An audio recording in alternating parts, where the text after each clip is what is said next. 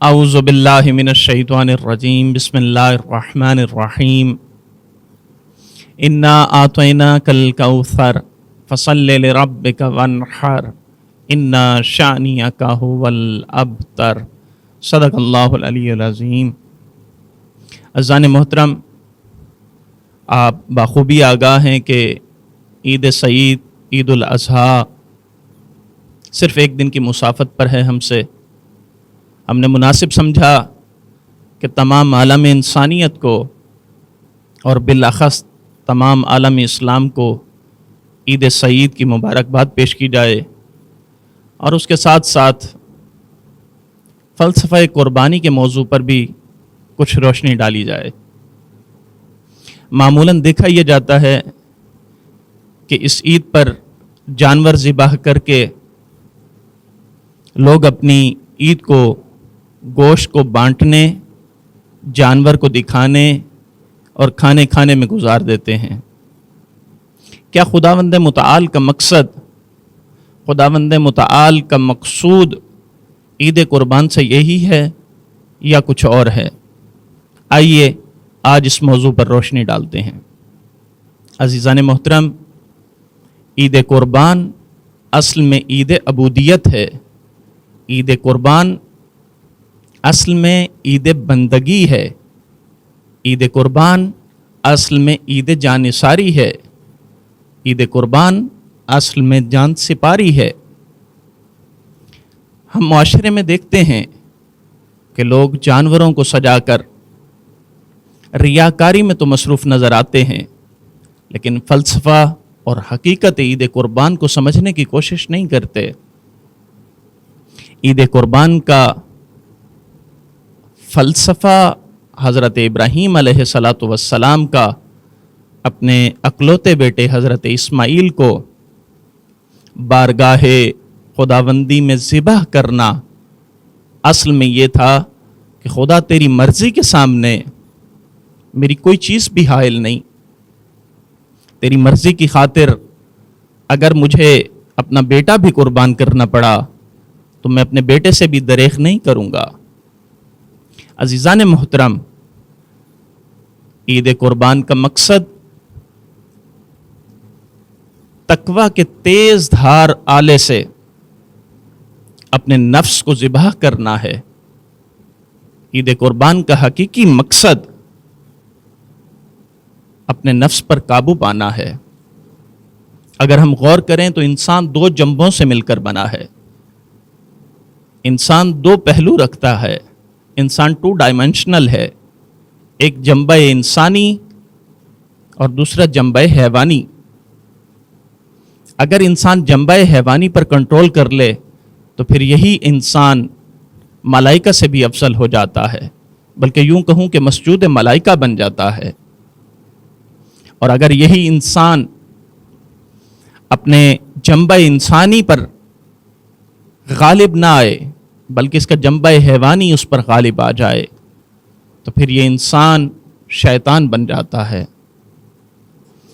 قربانی کے دن جانور کو ذبح کرنا یہ علامت ہے، اے خدا میں تیری بارگاہ میں اس جانور کو علامت بنا کر اپنے جنبہ حیوانی کو ذبح کر رہا ہوں، اور تیری مرضی کی خاطر اور تیری رضا کی خاطر اگر کوئی بھی چیز راستے میں حائل ہوئی تو میں اسے ذبح کر دوں گا۔ قربانی میں 2 چیزیں سمجھنے کی ہمیں ضرورت ہے، ایک صورت اور دوسری اس کی روح۔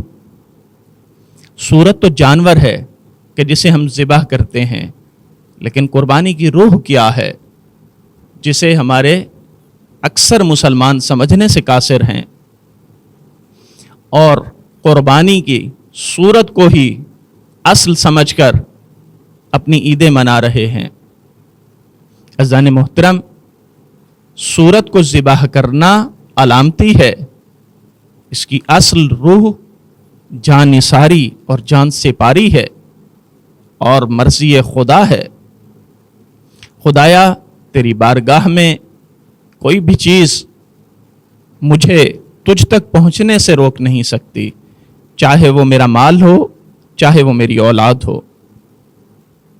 عزیزان محترم، ہم دیکھتے ہیں کہ اس قربانی کی سنت کوئی ہمارے محمد مصطفیٰ صلی اللہ علیہ وآلہ وسلم سے شروع نہیں ہوئی، بلکہ اس قربانی کی سنت پہلے انسان ابو البشر حضرت آدم علیہ السلام کے دور سے ہے۔